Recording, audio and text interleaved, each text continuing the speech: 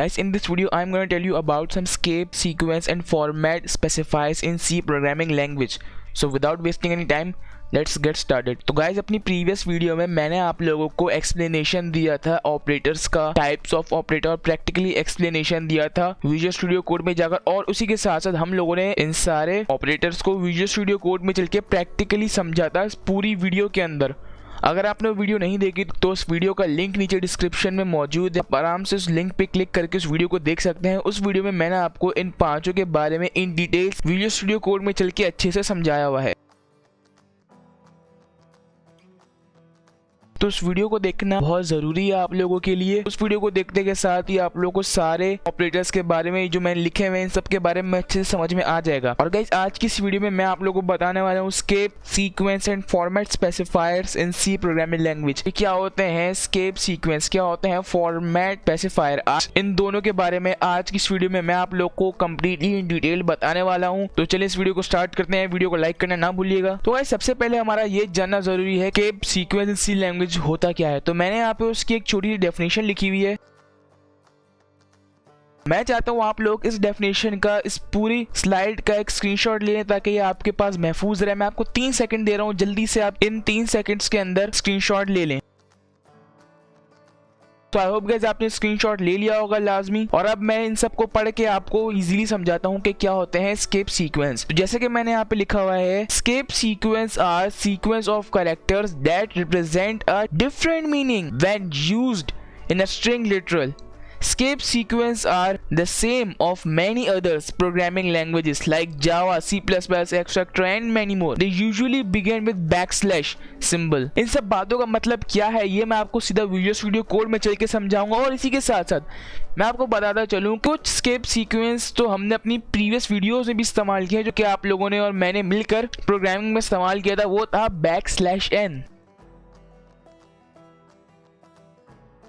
कुछ इस तरह का दिखता है हमारा बैकस्लैश n एस्केप सीक्वेंस, जो कि हमने अपनी प्रीवियस वीडियोस में इस्तेमाल किया है जब हम लोग कोडिंग करते थे विजुअल स्टूडियो कोड में चल के। और अब कुछ एस्केप सीक्वेंस जो कि मैंने लिखे हैं, जो कि मैं आप लोग को दिखाना चाहता हूँ, वो हैं ये सारे।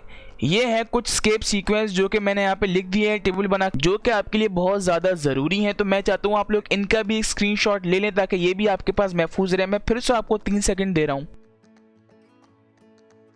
सो आई होप गाइस आपने इनका स्क्रीनशॉट ले लिया होगा। तो चलिए अब मैं इनके बारे में आपको बताता हूँ। इन सबसे पहले स्पेस सीक्वेंस में ये बात लाजमी होती है कि स्पेस सीक्वेंस स्टार्ट होते हैं एक बैकस्लैश से। जैसे कि मैंने यहाँ पे लिखा हुआ है, they usually begin with the backslash. ये बैकस्लैश से स्टार्ट होते हैं, इनकी निशानी यही है। अब इसकी कुछ कंडीशंस भी होती हैं जो कि मैं आप लोग को विजुअल स्टूडियो कोड में ले चल के समझाऊंगा। फिलहाल अभी हम लोग कुछ एस्केप सीक्वेंस को डिस्कस कर लेते हैं। तो गाइस हमारे पास होता है एक बैकस्लैश ए। ये क्या करता है, ये अगर आप बैकस्लैश ए को लिख कर अपने प्रोग्राम कंपाइल एंड रन करोगे तो जब आपका प्रोग्राम रन होगा तब आपको एक अलार्म, या जब विंडोज ओपन होती है तो उसकी एक बीप और बेल आपको सुनाई देगी। और इसी के साथ साथ होता है हमारे पास बैकस्लैश बी। बैकस्लैश बी क्या करता है, ये सिंपली हमें एक बैक स्पेस प्रोवाइड कर देता है। उसके बाद होता है हमारे पास फॉर्म फीड। उसके बाद होता है बैकस्लैश एन, जो कि हमने बहुत ही यूज किया है। ये क्या करता है, एक न्यू लाइन जनरेट कर देता है। क्या आपको ये सारे याद करना जरूरी है? नहीं, आपको ये सारे याद करना जरूरी नहीं है। कुछ ऐसे हैं जो आपको याद करना जरूरी है, जो इंपॉर्टेंट है, जिनके बारे में आपको बताऊंगा, जिनमें शुमार होता है बैकस्लैश ए का, बैकस्लैश एन का, बैकस्लैश टी का। बैकस्लैश टी क्या करता है, बैकस्लैश टी हमें एक टैब जनरेट करके दे देता है। इसके बाद एक एस्केप सीक्वेंस, जो कि बहुत इंपॉर्टेंट बात है आप लोगों को जो समझनी चाहिए, वो होता है बैकस्लैश।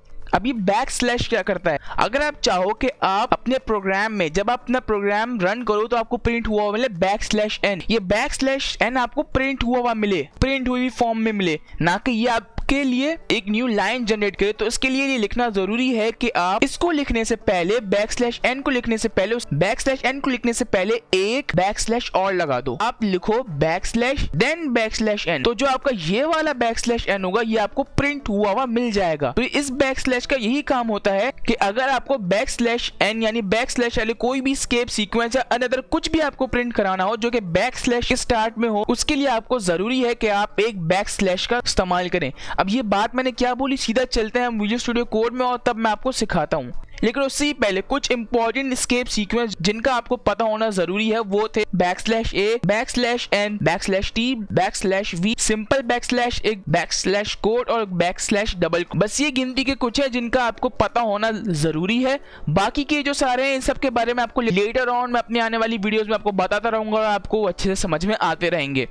तो चलिए आप चलते हैं सीधा विजुअल स्टूडियो कोड में, वहां चल के अच्छे से समझते हैं एस्केप सीक्वेंस को। ऑलराइट गाइस, मैं यहाँ पे आ चुका हूँ अपने विजुअल स्टूडियो कोड में और ये मेरा वीडियो नंबर 10 होने वाला है हमारे ट्यूटोरियल का। अगर आपको नहीं पता हम इस कोर्स को सीक्वेंस वाइज लेके चल रहे हैं एक प्लेलिस्ट में, तो मैं आप लोगों को बताता चलूँ कि हमारी प्लेलिस्ट भी है जिसमें हम लोग सारी सी लैंग्वेज स्टार्टिंग से लेकर एंड तक पढ़ रहे हैं। एक एक टॉपिक के साथ हम लोग एक एक चीज को देख रहे हैं सीक्वेंस वाइज। मैंने आपको सी लैंग्वेज का इंट्रोडक्शन, इंस्टॉलिंग VS कोड, ये सारी चीजें मैंने आपको, ऑपरेटर्स, डेटा टाइप्स, उन सब के बारे में मैंने आपको अपनी वीडियो से बताया है। मैं चाहता हूँ आप ये प्लेलिस्ट एक्सेस कर लें। इस प्लेलिस्ट का लिंक नीचे डिस्क्रिप्शन में मौजूद है, यहाँ क्लिक करके इसे बुकमार्क कर लीजिएगा, यहाँ क्लिक करके इसे सेव कर लीजिएगा और ये प्लेलिस्ट आपकी हो जाएगी। ये प्लेलिस्ट को एक्सेस करना बहुत जरूरी है क्योंकि मैं इस प्लेलिस्ट में बहुत सारी वीडियोस डालने वाला हूँ जिसके अंदर हम लोग सी लैंग्वेज को स्टार्टिंग से लेके एंड तक पढ़ेंगे और ये कोर्स बहुत आगे जाने वाला है। तो इसके लिए जरूरी है कि आप लोग इस प्लेलिस्ट को एक्सेस कर लें। बैक टू द टॉपिक, ये हमारी वीडियो नंबर 10 होने वाली है हमारे ट्यूटोरियल की।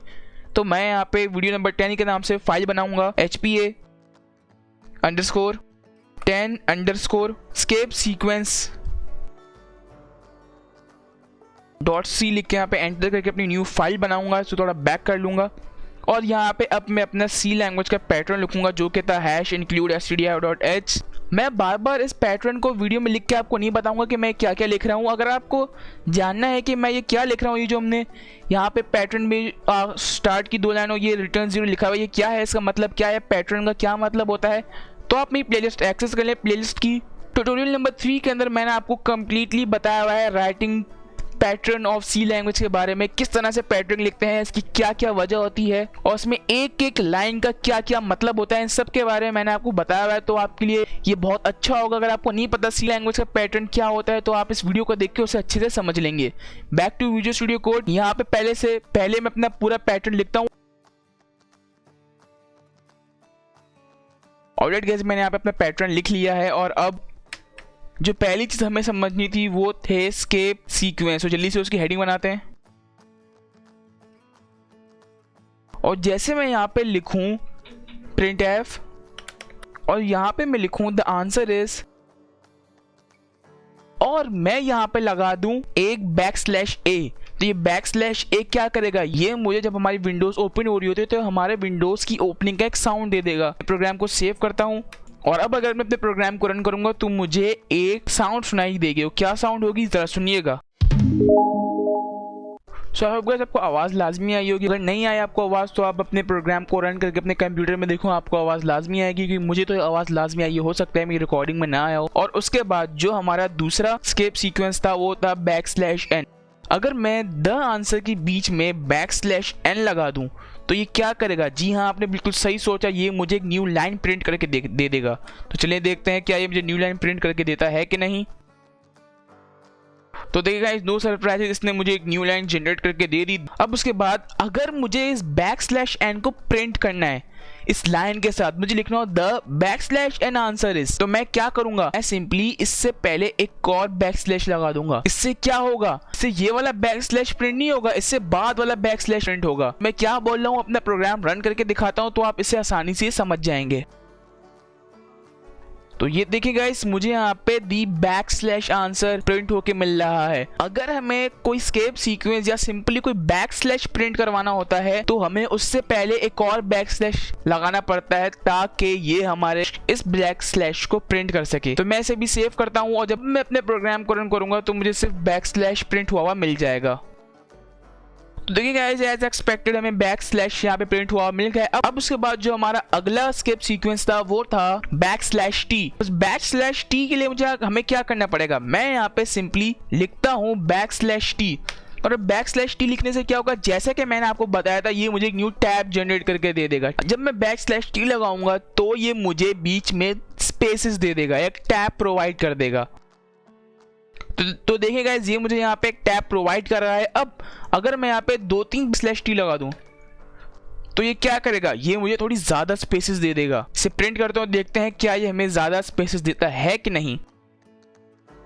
तो देखिए गाइस ये हमें बहुत ज्यादा स्पेसेस दे रहा है। अब अगला जो हमारा एस्केप सीक्वेंस था वो था सिंगल कोट। सिंगल कोट क्या होता है, मैं यहाँ पे लिखूं जैसे बैकस्लैश और एक लगा दूं यहाँ पे सिंगल कोट कुछ इस तरह से, तो ये क्या करेगा, मैं आपको बताने के बजाय सीधा प्रिंट करके दिखाता हूँ कि ये मुझे क्या प्रिंट करके देगा।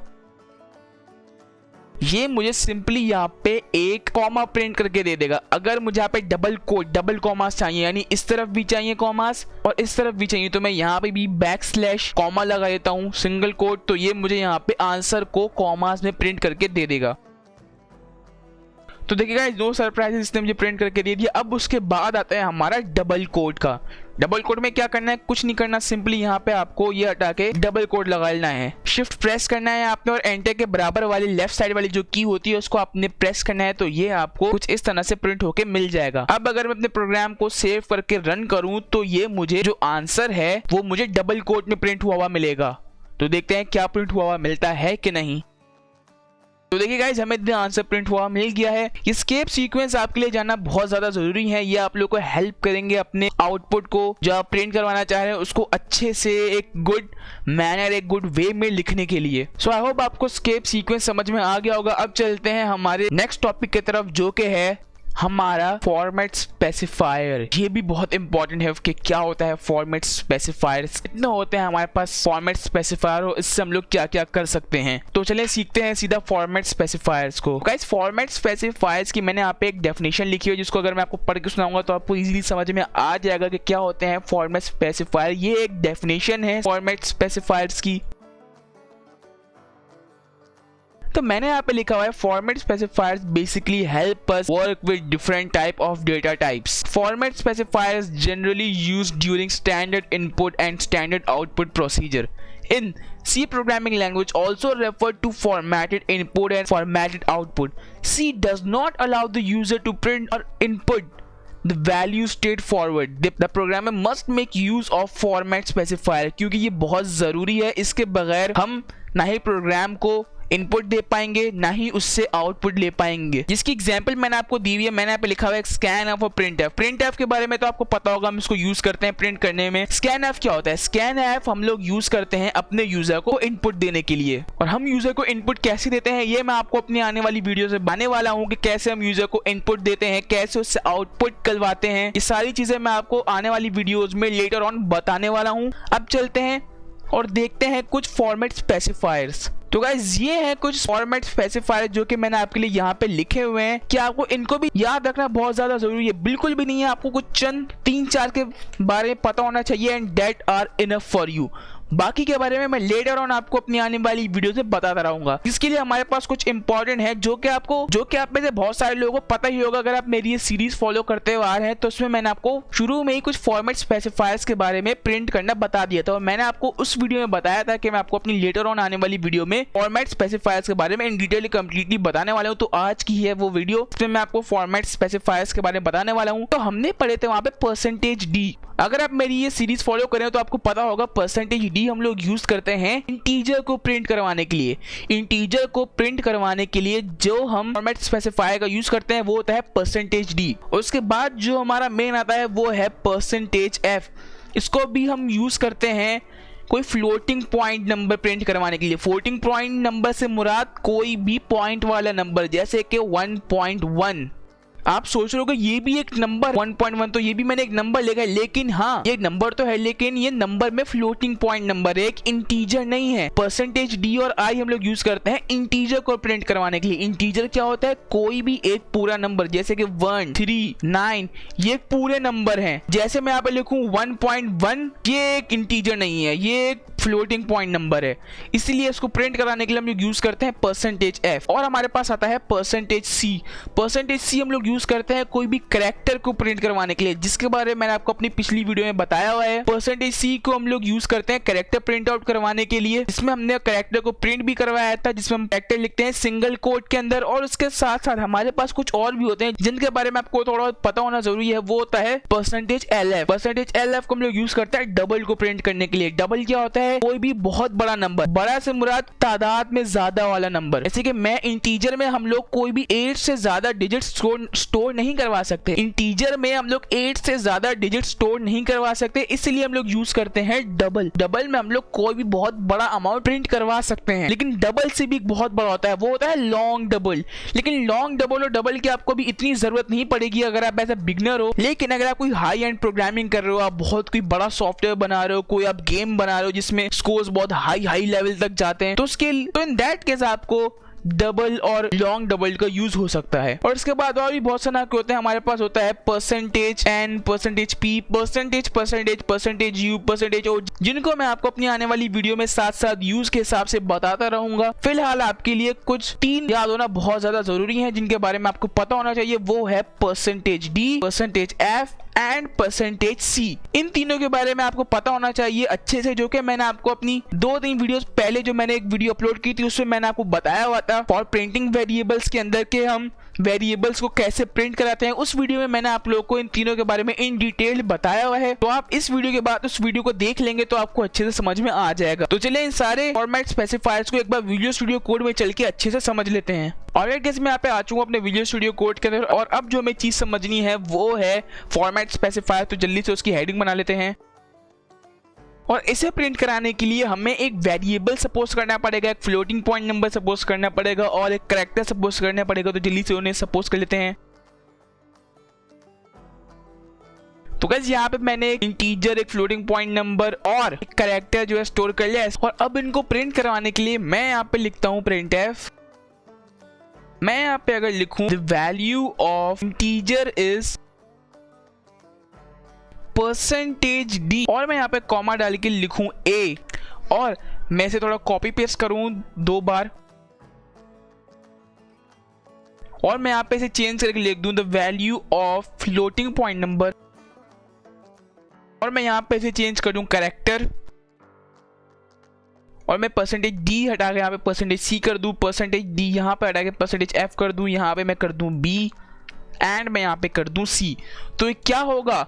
जी हाँ, आपने बिल्कुल सही सोचा, ये सारे मेरे इन वेरिएबल्स को प्रिंट करा के दे देगा अलग अलग लाइन में। और अलग अलग लाइन में प्रिंट कराने के लिए हमें यहाँ पे एस्केप सीक्वेंस का यूज करना पड़ेगा, विच इज \n, यहाँ पर भी, यहाँ पर भी। तो अब अगर मैं प्रोग्राम को सेव करके रन करूंगा तो मुझे सारे वेरिएबल्स को प्रिंट करके दे देगा अलग अलग लाइन में। तो देखिए गाइस, ये सारी चीजें अलग अलग लाइन में प्रिंट करके दे रहा है। सो आई होप गाइस आपको समझ में आ गए होंगे ये फॉर्मेट स्पेसिफायर जो कि मैंने आपको समझाने की कोशिश की। आई होप आपको समझ में आ गए होंगे ये सारे। और हमारे पास बहुत तरह के फॉर्मेट स्पेसिफायर्स होते हैं जो कि मैं आपको अपनी आने वाली वीडियोस में साथ साथ बताता रहूंगा। मैं ये चाह रहा था कि आप लोगों को जो 3 मेन है जिसके बारे में आपको पता होना चाहिए, जो हम अपनी वीडियोस में इस्तेमाल करते रहेंगे, उनके बारे में मैं आपको एक अलग से वीडियो बना के बता दूं। और कुछ एस्केप सीक्वेंस के बारे में भी जो कि हम अपनी आने वाली वीडियोस में यूज करेंगे, जिनमें हमारे पास होता है \n, \t, \v, \single quote, \double quote, और हमारे पास होता है \। प्रिंट कराने के लिए किसी \। वैल्यू को हम लोग यूज करते हैं \। इन सब के बारे में मैंने आपको अपनी वीडियो में बताया। तो सो आई होप आपको समझ में आ गया होगा। कि नहीं समझ में आया तो इस वीडियो को दोबारा देख ले, कोई बात नहीं, वीडियो को दोबारा देखने में कोई हर्ज नहीं है। बस इससे आपको समझ में आ जाएगा कि क्या होते हैं एस्केप सीक्वेंस। तो उम्मीद करता हूँ गाइस आपको आज का वीडियो पसंद आया। अगर वीडियो पसंद आया तो इस वीडियो को लाइक करना ना भूलिएगा। इस प्लेलिस्ट को एक्सेस कर लीजिएगा। इस प्लेलिस्ट का लिंक ये डिस्क्रिप्शन में मौजूद है। इस प्लेलिस्ट में बहुत सारी वीडियोस आने वाली है। लोग सी लैंग्वेज को स्टार्टिंग से लेके एंड तक पढ़ेंगे। सो आई होप गाइस आपको escape sequence and format specifier जो मैं आपको समझाना चाह था आपको समझ में आ गया होगा। अगर समझ में आया तो इस वीडियो को लाइक कीजिएगा, नीचे कमेंट लाजमी कीजिएगा, कमेंट में लिखिएगा कि हाँ हमें समझ में आ गया। तो मुझे पता चल जाएगा कि आपको जो मैं बताना चाहता हूँ आप सब समझ गए हैं। तो उम्मीद करता हूँ आपको आज का वीडियो पसंद आया होगा। अगर वीडियो पसंद आया तो इस वीडियो को लाइक करना ना भूलिएगा,